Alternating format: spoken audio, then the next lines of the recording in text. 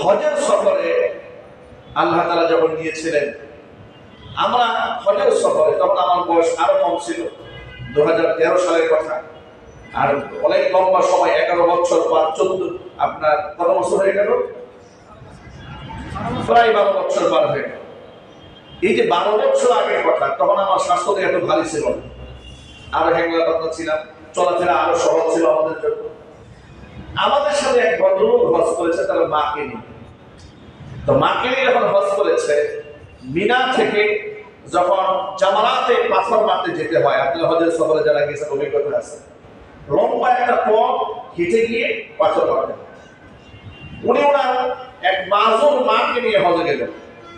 ঢাকাতে জেনারেল শিক্ষিত একজন মানুষ, খুবই সুসভ্য ভদ্রলোক।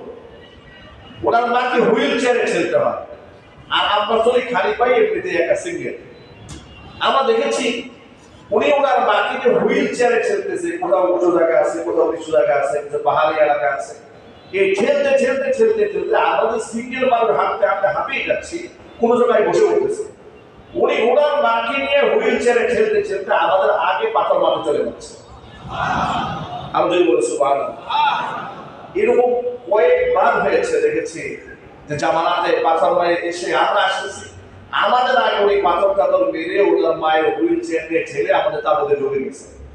তা আমি মাঝে মাঝে ওনার মায়ের হুইল চেয়ারটা নিজে আমি তাকে বলতাম যে ভাই, মাটা বৃদ্ধা মানুষ, যে আপনি আমাকে একটু দেন, আমি একটু হুইল চেয়ার ঠেলি। উনি খুব আনইজি ফিল করতেন, একটু বিব্রত বোধ করতেন যে আমাদের কাফেলার মুআল্লিম, আমাদের হুজুর, আমাদের শিক্ষক, তিনি আমার মায়ের চেয়ার হুইলটা ঠেলবেন, এটা খারাপ লাগে। ওরা সুযোগ পেলে আমাদের চাউলটা এগিয়ে দেয়, ওজুর পানিটা এগিয়ে দেয়, আমি চাইছি হুইল চেয়ার ঠেলতে, দিচ্ছে না। আমি বললাম যে ভাই, আপনি তো অনেক সওয়াব কামাচ্ছেন, আমি একটু হেল্প করি আপনাকে হজের সফরে, এটা আমার জন্য একটা সওয়াবের কাজ হবে, আমার একটা মানসিক তৃপ্তির কারণ হয়ে দাঁড়াবে। তিনি আমাকে দিলেন। আমি ঠেলে দেখলাম যে বেশ কষ্ট হচ্ছে। আমি উপলব্ধি করলাম যে আমার কাছে বেশ ভারী বোঝা। আর মনে মনে ভাবতেছি, এই ভদ্রলোক এত লম্বা সময় এই সফরে এসে সাই করছে হুইল চেয়ার ঠেলে, তাফ করছে হুইল চেয়ার ঠেলে।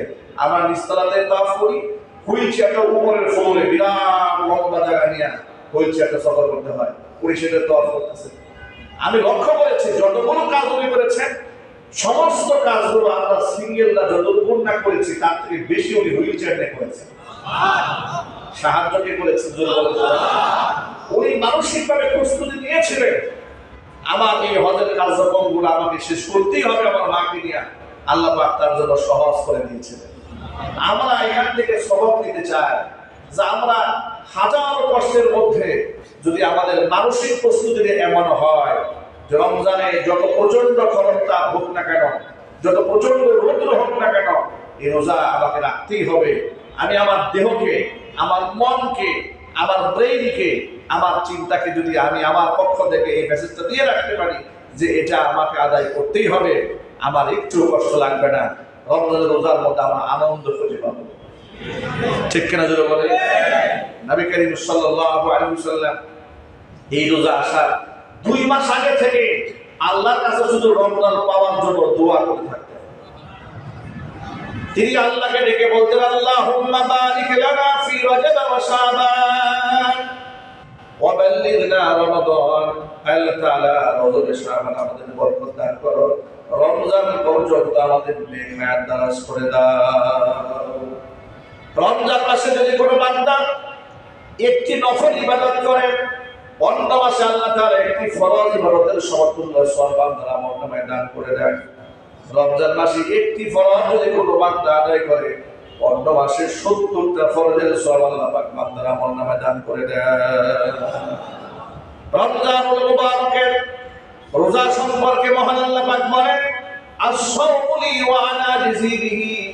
বান্দা রোজা রাখে আমার জন্য, বান্দা রোজার বিনিময় চায় আল্লাহ তাআলা বান্দাকে নিজ হাতে প্রদান করব। প্রশ্ন হচ্ছে, আমরা নামাজ পড়ি আল্লাহর জন্য, হজ করি আল্লাহর জন্য, যাকাত দিই আল্লাহর জন্য, এমনকি যত প্রকারের ইবাদত বন্দেগী যা আছে সব আমরা করি কার জন্য? কিন্তু আল্লাহ তাআলা কোন একটি জায়গার মধ্যে বললেন না আস-সালাতু লি, আজ-যাকাতু লি, আল হাজ্জুরি, হজ আমার জন্য, নামাজ আমার জন্য, যাকাত আমার জন্য, এভাবে না বলে শুধু রোজার ব্যাপারে কেন বললেন? এর কারণটা কি? এর কারণ হচ্ছে পৃথিবীতে রোজা ছাড়া যত ইবাদত আছে সব ইবাদতের মধ্যে লৌকিকতা করা সম্ভব, একমাত্র ইবাদত রোজা, যার মধ্যে লৌকিকতার সুযোগ নাই। ঠিক কিনা বলে? হজ এটা মানুষকে দেখানোর জন্য হতে পারে, কি পারে না? কথা বলে পারে না? আমি এই মসজিদে আপনাদের মনে থাকার কথা, সম্ভবত 2015 কিংবা 16 সালে আমরা একটা কেরাত সম্মেলন করেছিলাম, মনে আছে আপনাদের? আন্তর্জাতিক কারি সাহেব এখানে তিলাওয়াত করেছিলেন, শেখ আহমদ বিন ইউসুফ আল আজহারি হাফিজাহুল্লাহ সহ অনেক বরেণ্য কারিরা তিলাওয়াত করেছিলেন। ওই সময় আমরা একটা কার্ড ছাপিয়েছিলাম এলাকার বিশিষ্ট ব্যক্তিদেরকে দাওয়াত দেওয়ার জন্য। সেই কার্ডে এই এলাকায় এক স্বনামধন্য ব্যক্তি, আমি নামটা এখন উচ্চারণ করবো না, নামের সাথে আলহাজ লেখা হয়নি বলে ওই কার্ড নিয়ে আমার এই যে পাশে হুজরাখানা, এখানে এসে আমার কাছে অভিযোগ দায়ের করেছিলেন যে হুজুর, কতবার হজ করলে মানুষ আলহাজ হয়? আমি তখন বললাম যে এই ধরনের কোনো সূত্র তো আমার জানা নাই যে কতবার হজ করলে মানুষ আলহাজ হয়। তখন তিনি আমাকে বললেন যে আমি যতটুকু জেনেছি, একবার হজ করলে হয় হাজি, 3 বার হজ করলে হয় আলহাজ। আমি বললাম এই ধরনের কোন সূত্র না কোরআনে আছে, না হাদিসে আছে, না ইসতিলাহি পারিভাষিক অর্থে আছে, কিচ্ছু নাই। তো আচ্ছা, আপনার বক্তব্য পরিষ্কার করে বলেন যে আপনি কি বলতে চাচ্ছেন। তিনি বললেন, হুজুর দেখেন, এই যে আমার নাম, আমি 3 বার হজ করেছি, কিন্তু আমার নামের সাথে আলহাজটা লেখা হয়নি, কাঁধে আমার নামের মধ্যে আলহাজ নাই। আমার কি মান সম্মানটা ঠিক থাকলো? কত বড় ইজ্জতারি, বুঝতে পেরেছেন তো?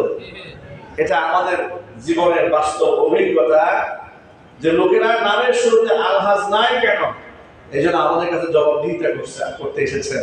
মনে রাখবেন, লোকেরা সবাই আল্লাহর জন্য হজ করে না, সবাই আল্লাহর জন্য উমরা করে না, সবাই গুনাহ মাফের জন্য আল্লাহর কাছে চোখের পানি ফেলে না।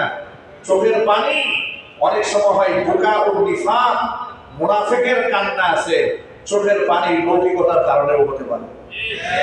কথা ঠিক না? ঠিক যদি বলেন চোখের পানি, আপনি বলবেন চোখের পানি আবার মানুষকে